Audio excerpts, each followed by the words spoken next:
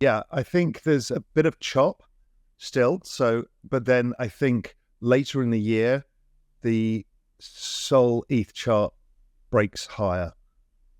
And I think it goes significantly higher again. So I do think Sol will, double or triple the performance that ETH does. And that's driven by the usage and then Firedancer. Wait a minute, everyone. We all agree that the crypto market never sleeps, but with countless newsletters out there, how do you choose the best one for you? Bitcoinzilla stands out with its simplicity and clarity. We've crafted an experience that anyone can dive into, whether you're a crypto expert or just a new to the crypto world. Now guess who keeps his eye on us? The author of best-selling book Rich Dad Poor Dad, Robert Kiyosaki. And we want to take this opportunity and thank all the people who trusted us, and we read every comment. And the best part, it's free. Subscribing now means you will get all new information for free. Don't just follow the trends, stay ahead of them. Subscribe to Bitcoinzilla today and enjoy the new edge. In today's video, Raoul Talks shares his prediction on Solana, and he thinks that Sol will outperform ETA. Raoul also talks about meme coins. Can meme coins survive multiple market cycles? And why he thinks that most of the meme coins are going to zero. So without wasting any time, let's dive into the video. Well, last time around, ETH was all about NFTs. I don't care. Usage is usage. Early stage usage.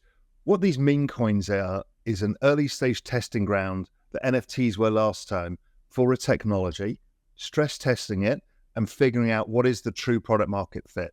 My guess is what we're doing here is starting the social token thing that I've talked about for some time. Now, will we get there this time around? No, like NFTs last time around, we didn't fully get there. But what we're seeing is the start of something, which is community tokens and the ways of participating in cultural communities and benefiting if you help the community itself. So I think it's a very big thing that's happening. Like the first round of NFTs, 99.9% of it will go to zero, but you can have some fun doing it in the meantime. So I certainly don't judge it. People are very aware of the risks that they're taking in it.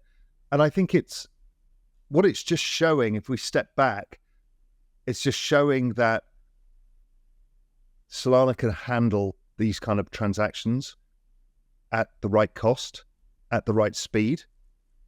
And it also shows that culture can be tokenized in a way that works for the internet culture. I think 99% of all meme coin charts look like that. So they're as bad as every other fucker launching a meme coin. Okay. But fine. Everybody knows what this is about. This is pure speculation on, is this cultural meme going to gain relevancy or not? Does me as Caitlyn Jenner have relevancy that can persist or not? That's the game. That's why the Bowden and the Tremp and all of this stuff, right? It's, can a meme be persistent? So I don't have a problem with it as long as everybody knows that this is a game of betting on raindrops going down windows. And we are humans. We all bet on it. And some of these memes are persistent for centuries and others persist for an afternoon.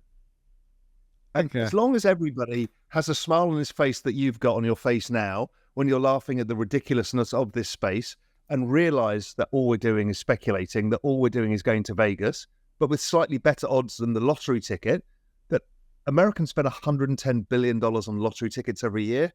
Well, they have better odds in the meme coin casino. So I also think it's very early stage proof of concept testing of what will develop out of this.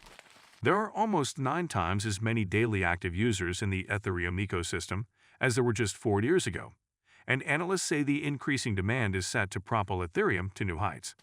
According to data compiled from crypto ETF issuer Bitwise, there was an average of more than 250,000 daily active users of Ethereum and its scaling solutions Arbitrum and Polygon in Q1 2020, with the lion's share coming from the Ethereum Layer 1 mainnet.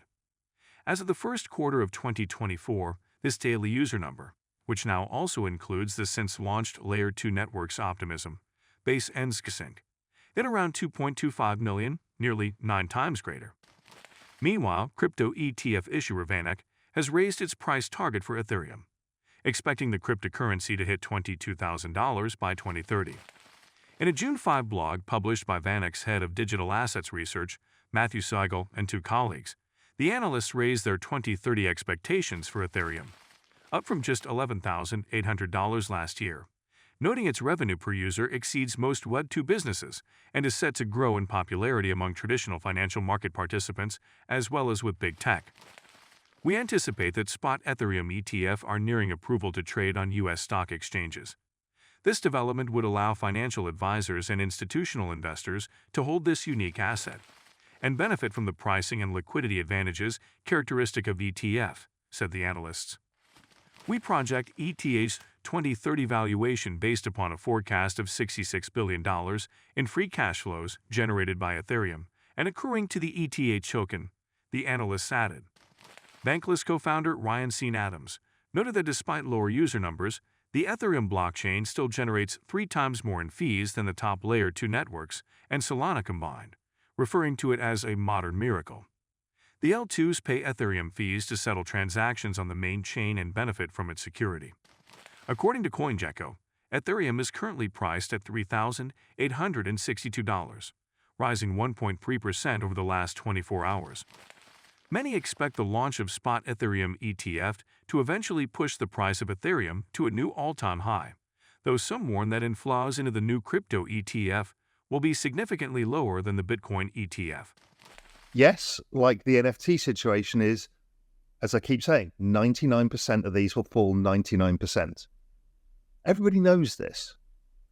They'll still get caught off sides, and they'll still be pissed off, and they'll still be blaming whoever told them on the internet the last person to buy that meme after it went down, and it'll still be a shit fest, and it'll be the same old stuff again.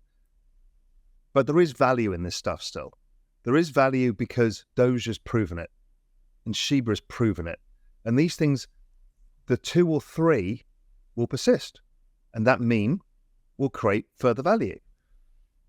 So we don't know what is going to create value. I assume that all of it's going to go to zero, but it won't. It certainly won't. I just don't know what those are going to be. But I don't see that as a lunar moment. It's just part of what is crypto. The point being is you're incentivized. If you think about what builds value on chain, it's the number of active users. So memes tend to have a lot of active users, no applications. So what happens is somewhere a chosen meme, whether it's WIF or Bonk. Well, Bonk's a good example because they're actually building the other side of the equation now. Yeah, they're building applications now. So you've got the retail usage and then the applications. You get incentivized to do that as a builder because there's attention here. So it automatically does it. I don't think it's not a necessity. It's a natural outcome of getting attention is people build on top of your network because it has value.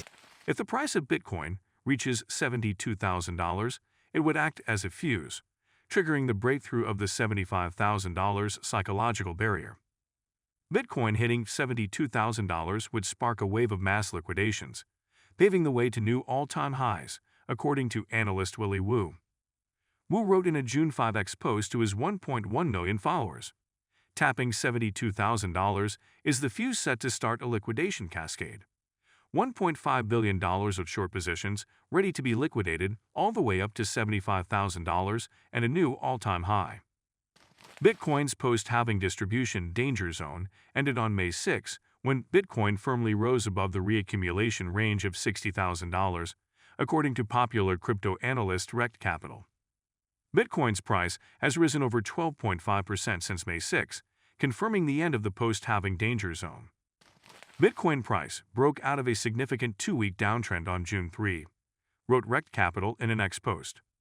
Bitcoin broke its 2-week downtrend today. However, we have seen upside wicks beyond this downtrend before, which is why a daily close later today is needed to confirm this breakout. However, Bitcoin still needs to turn the $72,000 resistance into support before it enters the parabolic phase of the bull cycle, according to Rekt Capital. And do not forget to subscribe to Bitcoin Seller. The most important news will reach your inbox on a daily basis and for free. I do not know why you have not subscribed yet. If you like the video, give it a thumbs up and subscribe for more daily updates. Remember, knowledge is power, and we're here to empower you on your financial journey. Until next time, happy investing.